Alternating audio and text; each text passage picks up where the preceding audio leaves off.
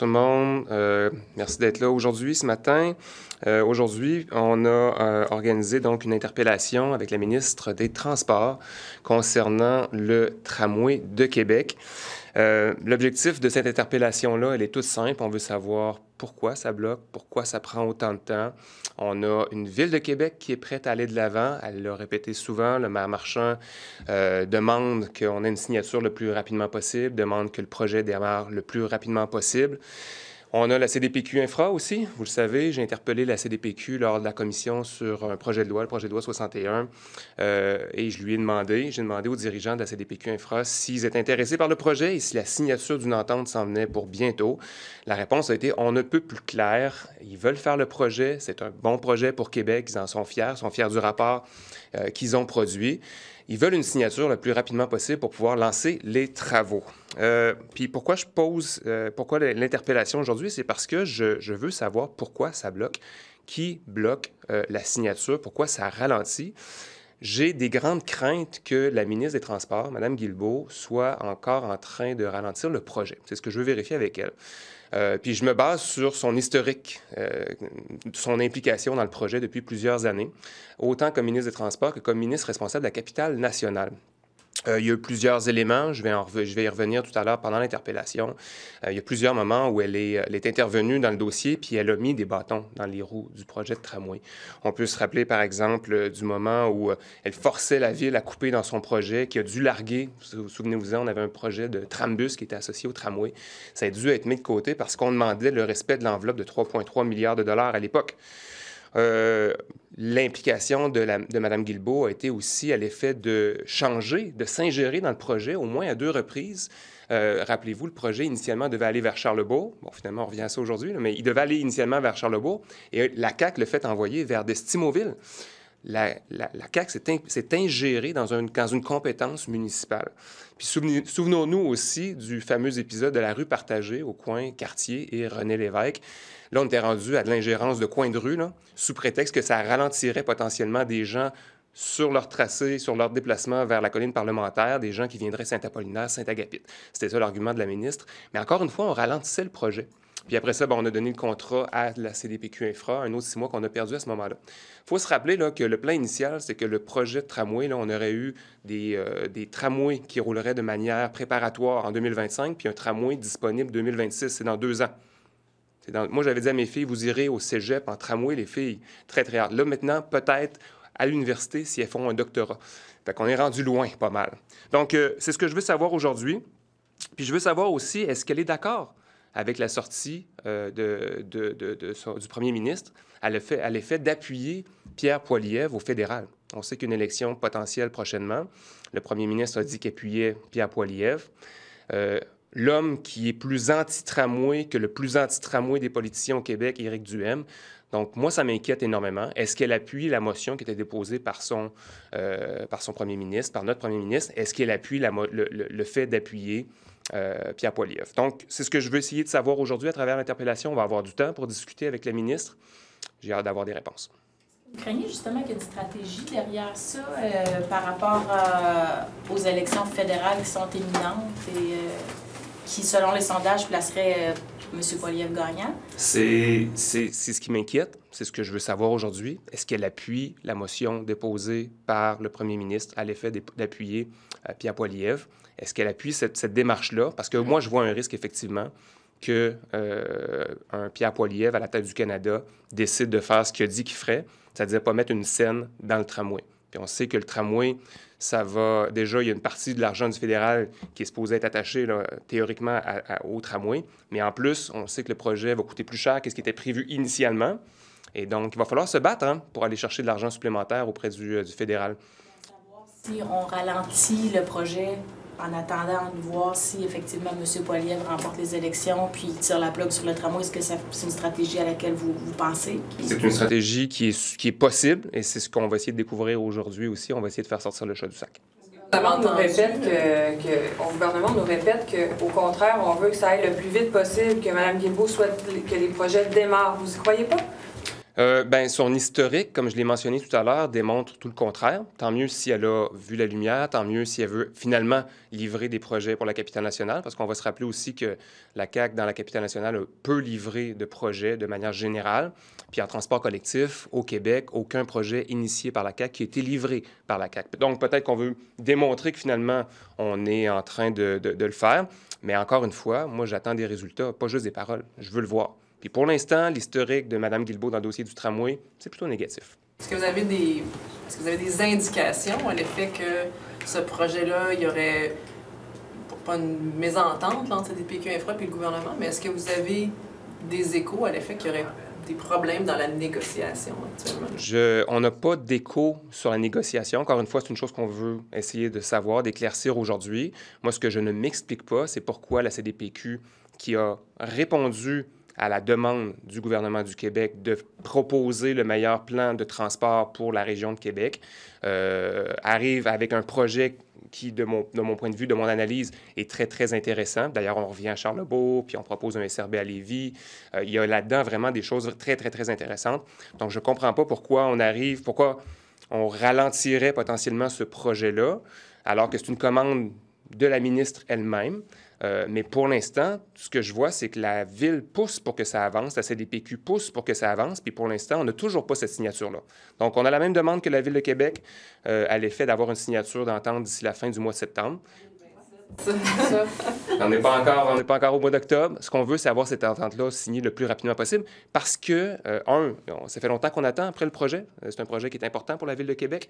C'est la clé de voûte pour réduire à la fois la congestion puis travailler sur nos émissions de gaz à effet de serre dans la grande région de Québec. C'est le principal élément, là, les transports qui nous fait produire des gaz à effet de serre dans la grande région de Québec. Mais aussi, il y a toujours l'élection fédérale qui nous pend au bout du nez. C'est une épée de Damoclès. Et c'est pour ça qu'on a besoin de démarrer le projet le plus rapidement possible. Ça ne veut pas dire de déterminer la gouvernance non plus. Qu'est-ce que ça veut dire, une signature d'entente? Bien là, pour l'instant, on parle d'une entente intérimaire ou provisoire. Là. Les deux termes ont été utilisés. Ce qu'on veut, c'est qu'on vienne, en effet, à travers une première entente, identifier que la CDPQ est effectivement le porteur du projet en collaboration avec la Ville et son bureau de projet, de ce que je comprends là, des choses pour l'instant, et que peut-être l'aspect financier serait à régler dans une entente subséquente. Donc, c'est ce que j'ai comme information pour l'instant. Mais effectivement, avoir une entente provisoire ou intérimaire, ça nous permettrait déjà de lancer les choses, déjà commencer à amorcer le travail entre les différentes instances qui vont travailler sur le projet. Là, on dit le 30 septembre, c'est lundi. Ouais. Qu'est-ce qu'on fait après? Ça n'arrivera pas. L'échéancier demandé par M. Marchand, c'était le 30. C'est quoi après? Ouais. Bien, je veux dire, de notre point de vue, de ce que nous allons faire, bien, on va continuer à travailler pour que cette entente-là soit signée le plus rapidement possible. On mettra d'autres échéanciers, puis on continuera à taper sur le clou parce que c'est super important. Question de financement et tout ça, là, comment vous voyez ça? Parce que le maire a encore parlé de 19 ça, ce serait le maximum pour la Ville. À quoi on peut s'attendre? 9, je m'excuse.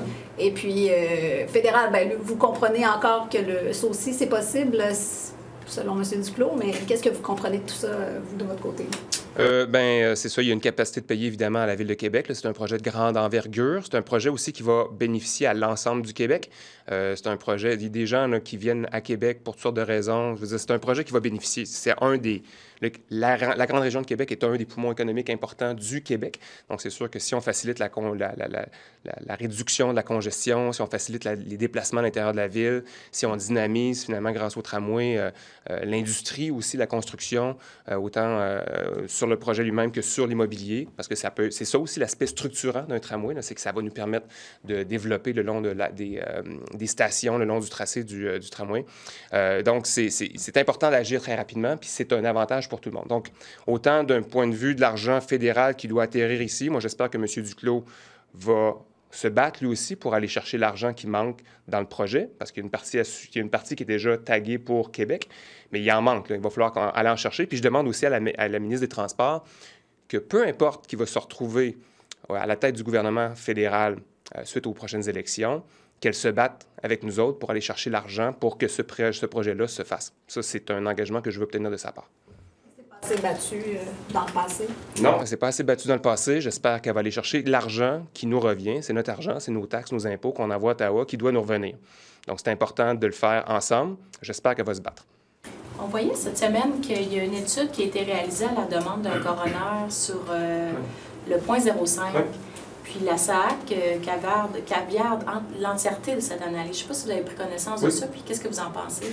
Bien, déjà, on peut se poser la question pourquoi cette étude-là est caviardée, c'est une première chose. Mais aussi, je rappellerai que pendant l'étude du projet de loi 48 sur la sécurité routière, moi et mon collègue là, du Parti libéral, on avait demandé d'avoir toutes les études qui ont permis à la ministre de prendre la décision de ne pas aller de l'avant avec le point 0,5, de maintenir le point 0,8 au Québec. Et elle nous a répondu qu'elle n'avait pas d'études. Elle n'a pas déposé d'études. Ça, c'était en février ou mars qu'on a fait ça, là, cette étude détaillée-là. Or, le texte dans la presse nous apprenait que l'étude de la SAAQ date d'octobre. Donc, elle avait cette étude-là. Elle l'avait en main. Donc pourquoi elle ne l'a pas montré? C'est la question qu'il va falloir lui poser parce que moi, je n'ai pas la réponse à ça. Mais c'était... Elle n'a pas déposé les études. Elle n'a pas déposé les études. Intérêt à garder pour lui ces études-là, vous pensez? Je sais pas. Écoutez, moi, honnêtement, ça me bouleverse parce que c'est toutes les études de tous les coronaires, toute la littérature, la santé publique disent la même chose, réduire la limite d'alcool permise au Québec au volant de 0,08 à 0,05 permet de sauver des vies. Ça fonctionne, ça marche. Puis c'est pas changer le code criminel, c'est vraiment mettre des mesures administratives à partir de entre 0,05 et 0,08. Mais ça fonctionne. Ça envoie un message très, très clair à la population qui commence à faire plus attention. Ça permet de sauver des vies. Donc, si c'est cavardé, moi, j'aimerais savoir ce que cette étude-là dit, parce que c'est important. Parce que si ça dit le contraire, finalement, que ce que la ministre a affirmé, là, l'effet qu'on en faisait assez puis que le point 0,8 était bien correct pour sauver des vies, moi, je serais curieux de voir pourquoi il y a une différence entre ce que la SAAQ dit, puis ce que, par ailleurs, la santé publique dit, puis ce que la ministre affirme de l'autre côté. Pour moi, c'est un enjeu extrêmement important. J'espère qu'on y reviendra. Mais j'ai demandé sur X, d'ailleurs, que cette étude-là soit rendue publique, non caviardée. Ça serait la moindre des choses pour qu'on comprenne ce que la SAAQ a à dire sur cet enjeu fondamental. Est-ce que je pose une question sur le texte de Radio-Canada ce matin sur la santé? Oui. Il risque d'avoir des coupures dans les services, là, même si on demande de faire des coupures dans l'administratif. Comment vous recevez ça? Est-ce que vous êtes surpris d'abord qu'on en soit rendu là? Pas tant surpris, honnêtement, avec un déficit de 11 milliards de dollars qui est causé principalement par... Il y a un ensemble de facteurs, là, mais je rappellerai que minimalement, la CAQ a distribué des chèques juste avant les élections à beaucoup de personnes qui n'en avaient pas nécessairement besoin, dont des personnes qui gagnaient des salaires comme le mien, des coupures d'impôts aussi, des baisses d'impôts pour les gens qui gagnent plus de 100 000 $ qui auraient pu s'en passer très facilement. Et on se retrouve avec un déficit d'une ampleur assez impressionnante, je dirais. Puis de l'autre côté, le premier ministre affirme qu'il veut maintenir les services publics au même niveau. Il y a quelque chose qui ne fonctionne pas entre les deux. Soit on augmente les revenus pour être capable de combler le déficit, soit on baisse les services, soit on fait de l'austérité.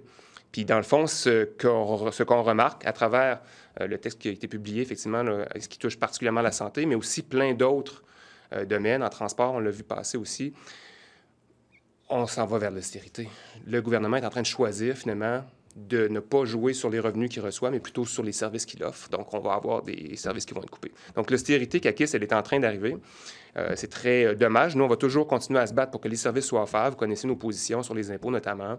Ce qu'on veut, c'est offrir des bons services payés par ceux qui ont les moyens de payer ces services-là pour la collectivité. Ça me semble logique. Par ailleurs, de l'autre côté, ce qu'on peut dire aussi, c'est pourquoi, d'un côté, on veut resserrer les dépenses, puis en même temps, on se permet des petites frivolités comme donner de l'argent pour les joueurs de hockey ou encore des golfeurs professionnels qui viennent à Montréal. Moi, je trouve qu'on a un deux poids, deux mesures, surtout qu'on n'arrive pas à nous faire la démonstration qu'il y aura des retombées économiques véritables associées à ces investissements-là dans le domaine sportif, là, mais il y a plein d'autres domaines dans lesquels on fait ce genre de paris-là. Moi, je sais pas comment Sonia Lebel, responsable du Trésor, arrive à bien dormir avec ça la nuit, parce que de la frivolité sur des dépenses un peu inutiles, puis de l'autre côté, couper des services aux gens, là, moi, j'ai bien de la misère avec ça. Comment vous avez trouvé les propos de M. Trudeau hier? C'est-à-dire lesquels? Sur l'immigration. Pouvez-vous me rappeler? Par rapport à ce qu'il a répondu à François Legault, qu'il propageait des faussetés sur l'immigration, qu'il politisait l'enjeu. Bien, c'est sûr que de on a une position claire sur l'immigration, sur les travailleurs temporaires, mais en même temps, c'est effectivement vrai que on ne doit pas faire de politisation là-dessus. C'est-à-dire que nous, on pense que on ne devrait pas jouer avec cet enjeu-là. C'est trop sensible. Il y a des humains. Il y a des possibles dérives là-dessus, évidemment. Donc, faire de la politique avec l'immigration, c'est toujours un jeu dangereux. On le voit dans d'autres régions du monde. Ça peut parfois mal virer. On ne veut pas ça au Québec non plus. En même temps, le bon chiffre, la bonne quantité d'immigrants temporaires sur le sol québécois pour être capable à la fois de travailler, à nous offrir des services, puis travailler dans les industries, puis répondre aux besoins, parce qu'on a des enjeux de main-d'œuvre d'un côté, puis de l'autre côté, avoir la bonne quantité pour pas que ça ait un effet négatif sur l'ensemble des services qu'on donne. Ça devrait être géré par... ça devrait être identifié, le seuil devrait être identifié, calculé par un groupe externe et des experts qui en feraient partie. Ça a toujours été notre position. Donc, je ne reprendrai pas les mots là, du premier ministre du Canada, mais moi, ce que je dirais, c'est que c'est vrai que de parler d'immigration de la mauvaise façon, c'est dangereux potentiellement. Il politise cet enjeu-là, à votre avis? Bien, il le met de l'avant partout, puis il a décidé aussi d'essayer d'en faire la question de l'urne au niveau fédéral. Donc, je me demande à quoi joue François Legault à vouloir s'immiscer, à vouloir faire de l'ingérence au niveau fédéral, mais c'est certainement pas lui qui va fixer les paramètres de la prochaine élection fédérale. Mais moi, force est de constater qu'effectivement, François Legault a décidé de prendre pour cible les immigrants, puis de lui en faire une question fondamentale, la cause de tous nos maux. Mais encore une fois, je le dis, c'est pas en pointant du doigt les immigrants qu'on va régler les enjeux liés à l'immigration. Merci. Merci tout le monde.